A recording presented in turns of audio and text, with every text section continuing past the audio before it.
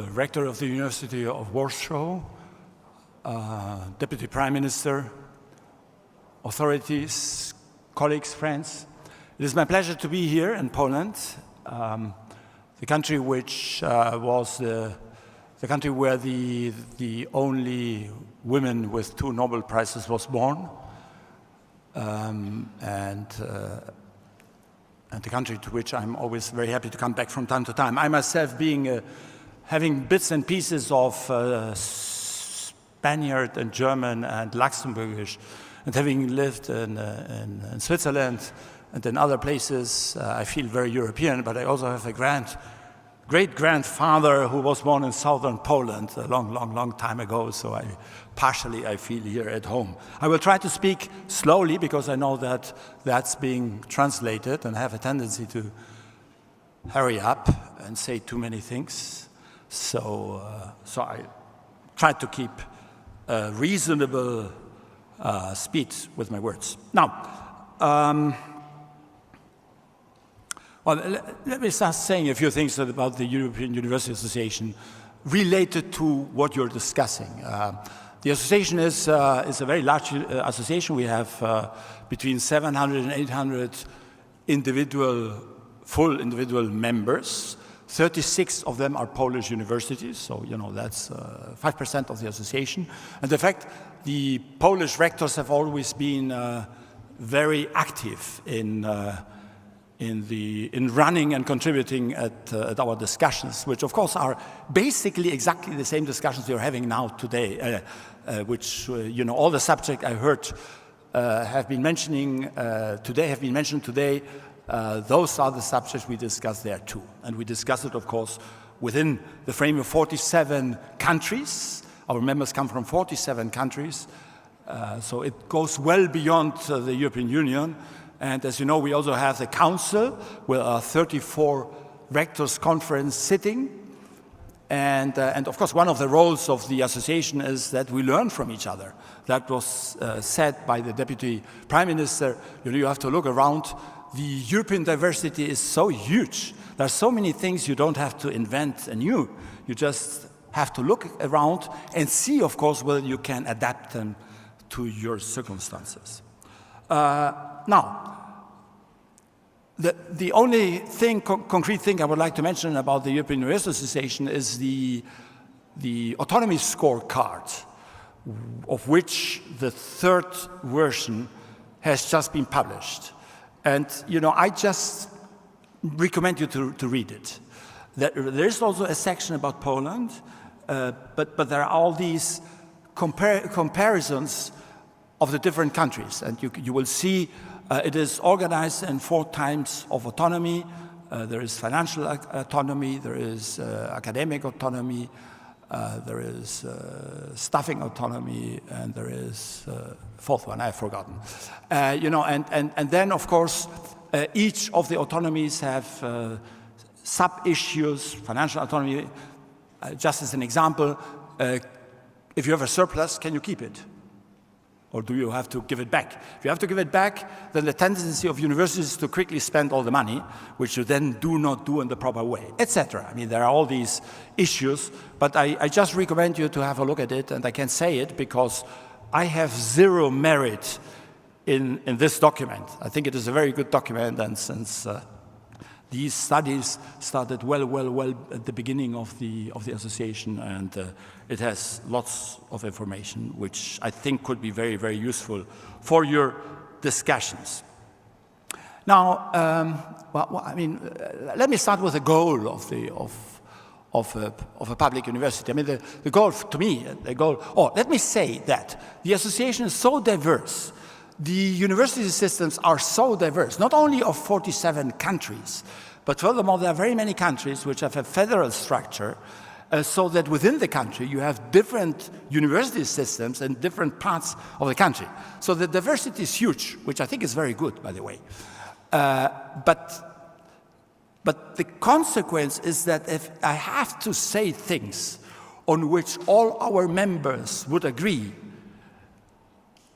I wouldn't say very much. I mean, I would mumble something about quality and that we need more money, but not much more. So I'm going to give you a more personal point of view. I hope, nevertheless, that it reflects what very likely most of our members think. Maybe not everything of what I say, but most of what I say.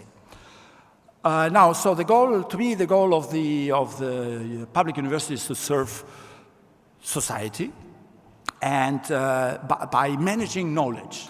That's to say, by creating knowledge, by reinterpreting knowledge, by transmitting knowledge, by explaining knowledge, whatever has to do with knowledge, that's the business of universities. And of course, public universities are financed by society, well, particularly by the taxpayers, and therefore, we have to somehow be responsible towards society. So that's why, in a broad sense, our main goal is to serve society. Now, there are very many ways of doing that.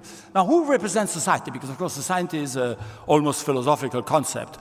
And in a democracy, one would say, well, the parliament and the government, they, in some sense, represent society. However, direct management of universities by governments I would dare say, never lead to top universities. For whatever reasons. I'm not going, maybe I say a few words about why that is so, but for whatever reasons, that is what it is. So maybe because universities are complex structures and very old structures, but in any case, and maybe also because there is always this dilemma between, on one hand, governments and business, and on the other hand, the universities themselves, that we have more a tendency to do something which we believe is more fundamental and which will give value 20 or 30 years later, while, of course, government and business, they want us to do something which gives results very soon, within a couple of years. And this tension, which, by the way, well managed is not bad, because one can take both things into account. But it is this tension very often which leads sometimes to governments to want to manage universities a little bit too much. I was very happy to hear that in your case, the autonomy will be upheld, and I think that will be very good for the Polish university system. Now, it is precisely believed, or even shown, I will say a few words about that immediately, that a conditio sine qua non for a good university system, for top universities, is autonomy. If you look, on one hand, at our autonomy scorecard, or in general about the level of autonomy, and on the other hand, on the rankings of universities, you will see, you take the 20 or 30 top universities, and you will see that all of them enjoy a huge amount of autonomy.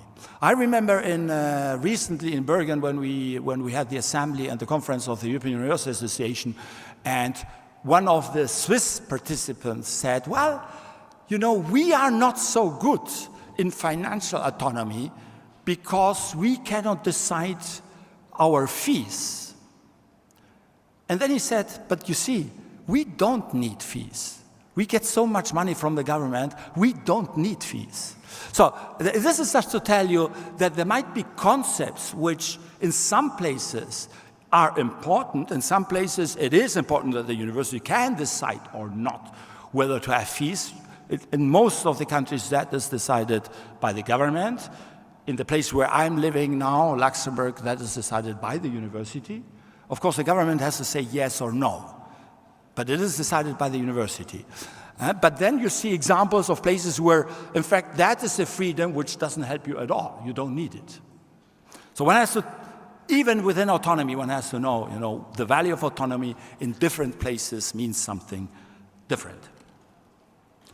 Of course, the role of the government is to set up a legal frame, which, from my point of view, allows a system which has to be diverse. I think universities have to have their profile, their genes, and their memes. I mean, they have to be allowed to say themselves what they have to do in their local and broader society. And that requires a diversity. In fact, whatever I'm going to say about autonomy and governance, the best law is the one which allows the university to decide a little bit themselves what kind of autonomy and what kind of governance they want. And you have, in very many countries, you have a system like this. Of course, that doesn't mean to allow everything, but to take into account this flexibility. Well, of course, autonomy and governance, a high level of autonomy and a good governance doesn't help you if you don't get enough money from the government. That is well known, but I don't think I have to remind you that. Now, as I said, there is a correlation between the quality of the universities and the level of autonomy. Now, the top universities, they are also in countries which have a long democratic tradition. So you could think maybe it is not autonomy what plays a role, but it is democracy what plays a role. Now, that is not so. And I'm not, in order not to get nasty with any country, I'm not going to give you examples, but there are examples of countries which are very democratic and do not have a very good university system. However, I do not know examples of countries which have a good university system and which are not highly autonomous, where the system is not highly autonomous. So that correlation seems to be a causal one. It doesn't mean that if you are autonomous, automatically you're going to have a good university, but it seems that if you are not autonomous, you know, you will have a harder time in really getting to the top.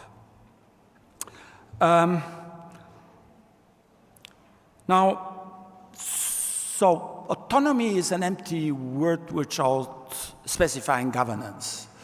And of course, autonomy comes with accountability, responsibility, much more than if you are not autonomous. If you're not autonomous, in fact, the responsibility lies usually in the government. You fail, you can say, well, you know, I couldn't decide anything, you know, so talk to the government. Now, if you are autonomous, then you are accountable for what you do, you are responsible for what you do, and there are places where the law allows a level of autonomy which is not taken up by the institutions. Again, I'm not going to tell you which countries I'm thinking of, but there are places where the rectors say, no, you know, I don't want this level of autonomy because I'm afraid that eventually, if I do not succeed, I will be responsible for it. So, you know, I prefer a lower level of autonomy. That might be, and I don't have anything against that. It is just that, you know, allow the university to be as autonomous as it can be. Allow the university. Then it will depend on the governing board and on the rector, whether they take up the whole level of autonomy or not. And in different circumstances, and for different universities, in different places, with different democratic traditions, with different academic traditions, they might need different levels of autonomy and a different governance. Now, as I said at the beginning, the universities, they deal with knowledge. So therefore, I think that the governance of a university should be a little bit more epistocratic than democratic. That is to say, a little bit more based on knowledge than on counting people. So, now, how do you do this? I mean, you have to have, in the governance of a university, you have to have an interplay of top-down and bottom-up. And of course, that is a subtle thing. The subtle thing in any governance is, you know, how much do you give to the top-down, how much do you give to the bottom-up? Now, when one talks about these things, there is always a tendency to say, you know, top-down, that doesn't sound very good, and bottom-up sounds much better. But that, I mean, we are talking here about our universities. We want the best university, and this interplay is essential. Now, there's one rule. The better the university is, the more weight the bottom-up should have. And, of course, the contrary. If the university is not so good, give more weight to the top-down. I know it's touchy what I'm saying, and not everybody will be happy with it, but that is what I think it is. Now, what means a good governance? A good governance means lean, efficient and lean governance. My model a little bit is, and it exists, of course, in very many European universities, is to have two bodies responsible for the governance. Now, some countries have very many bodies. Now, that I do not recommend, because unavoidably, it doesn't work. In fact, that is one of the problems which happen in very many countries where they have associations and fusions and mergers of university systems with research centers and so on, that they keep all the governance structures, and at the end they have so many levels of governance that nobody is really governing at all. So keep it lean, and I think you should have two. One, which I call the governing board, the board of trustees, whatever you want to call it, which should be small and which should have the real power of deciding, which should be the members of this board should have no conflict of interest whatsoever. So if you're a member of the board, this board can be a mixture of external people. I think external people are essential, and then people proposed or decided by the institutions of the society, Chamber of Commerce, or I don't know, I mean different institutions of society, and then eventually some members proposed or decided by the university itself. But it is essential that everybody in this board, the only aim is to have a top university, or at least a university which plays the role the society expects the university to play, and not there to defend their own turf. Now, for defending their own turf, there should be another body, which I call academic council. And there you have the people representing all kinds of, the faculties, the professors, the students, the PhDs, the unions, the whatever. I mean, all kinds, the admin staff. So there you have a body which gives advice, which should be taken seriously, and where people represent whatever they represent. So there is no problem with conflict of interest there. But the deciding body should really only think of the university and not at all about, if I'm a quantum physicist as myself, I would like to do something for quantum physics in my university. Now, of course, the board has to play a major role in appointing the rector. And I say a few words about that immediately. And of course, the main issue now is exactly what is the composition of the board and who decides, who appoints the different members of the board. And there you have all kinds of combinations. Now, let me give you two examples, and which I have lived through myself. Some 27 years ago, I was vice president of the University of Barcelona. So that is a huge university with 70,000 students, very old, 1450 it was founded. And the governing body of that university in those days, I don't know if it has changed now, were 100 people. 100 people. All of them internal. All of them elected. So a very democratic system. Everybody is elected, internal, 100 people. And of course, it didn't work at all, which is obvious. So I don't have to explain that to you. And it was, in fact, conscious. Everybody was conscious that it didn't work at all. And, well, the government thought, okay, they think this is a performing system. Well, okay. So that I lived through it. I do not recommend that system to you. Now, surprisingly, in more recent times, I've been 10 years the president of the University of Luxembourg, which is a very new university, and there the governing body is exactly the opposite. It's the other extreme. I've lived, in the two extremes. Only 7 people. 7. All of them external. Nobody from the university. Half of them from the academic world, which of course in Luxembourg necessarily is foreign. There is no other university in Luxembourg, and this one is very young.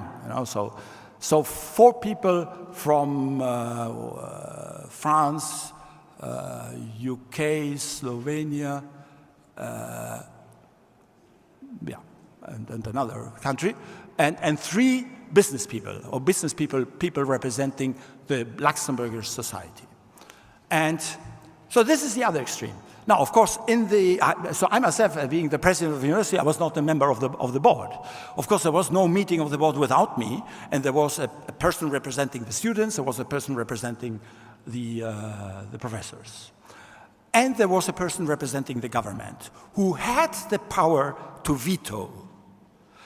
If the decisions of the board, because the board basically decided everything which is important, if the decisions of the board somehow went against the global strategy of the government or any law of Luxembourg.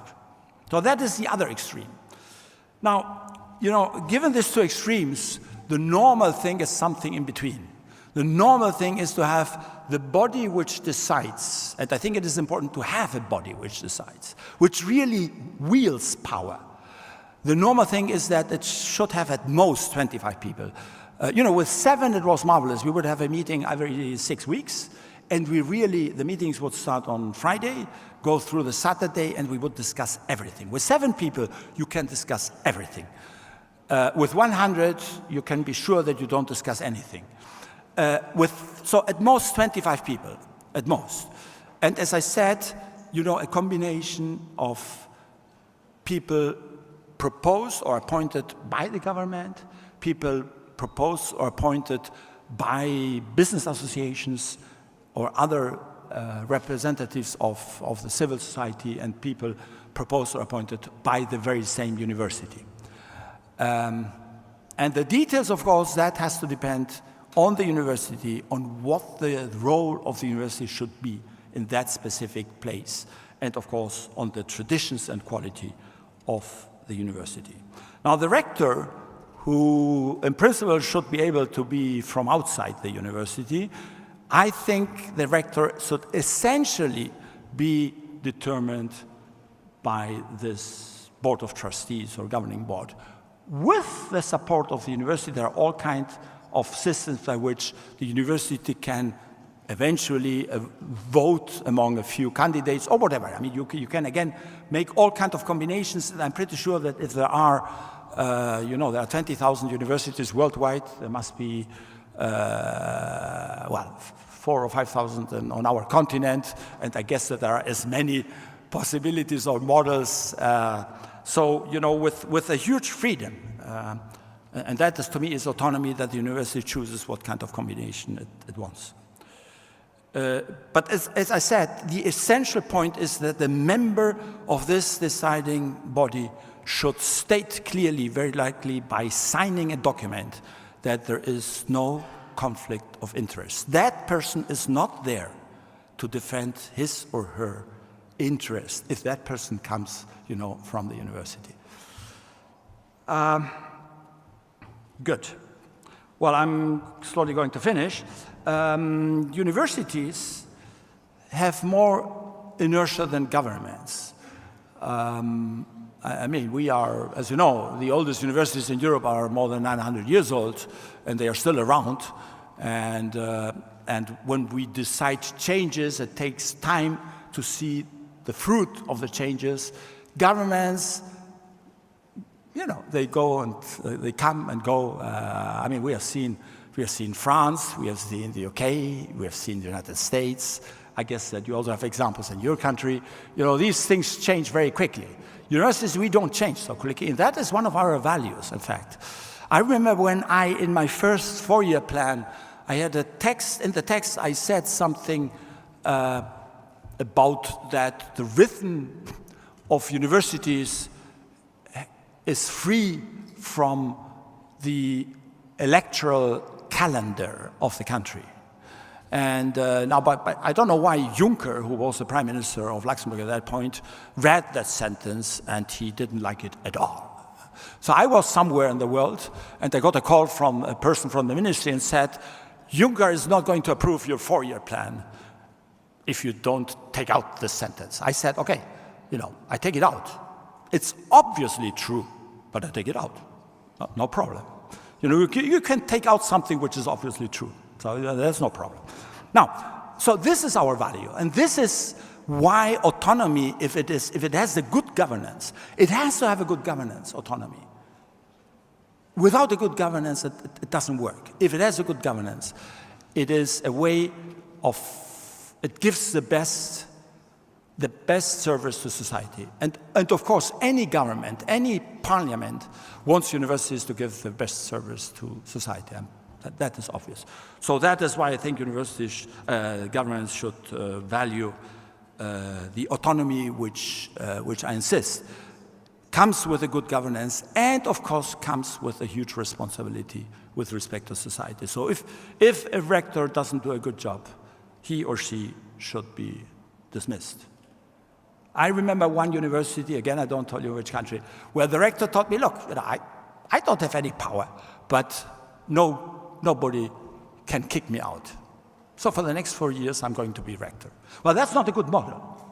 That's not a good model. A good model is one where one can kick out the rector if he or she doesn't do a good job. But of course, he or she has to have the means of doing a good job. And that's the role of autonomy. Autonomous universities, of course, also might be critical with respect, might express critical analysis or publish critical analysis of what happens in their society. And that is one of the roles universities should do, because that's, again, a way of serving society. This is not, in some places governments don't like this. Well, I guess that nowhere governments like it, but in some places they live with it, and in other places they don't live with it. And in fact, I've spent quite a bit of my time as president of the European University Association to deal with what happens in some of the countries in Europe, or in Europe in a broad sense, where, where precisely because universities were critical about what happened in their country, well, very many academic stuff has been dismissed. So that I think is something autonomous universities should do. It's one of the roles of autonomous university, and it's one of our obligations towards society. So more than 900 years of university history has, I think, pruned out what doesn't work, and societal selection has given us a broad and good choice of university systems and universities, and certainly autonomy and good governance is part and parcel of that 900 years old history. So to wind up, you see, I've met along my first part of my life as a researcher and professor lots of absolutely outstanding Polish physicists and mathematicians. And in the second part of my academic life, where I've been responsible for institutions in different countries, I've again met outstanding Poles. So I think one of the aims of the new law should be to give the universities the power to shape themselves in such a way that they can bring back some of these very outstanding Poles, which you meet everywhere in the world. I think it's always a pity when I go to Spain, and Spain is a different country than yours, but there are some similarities, and they also have lots of outstanding Spanish scientists working everywhere, and they are not able today to bring them back.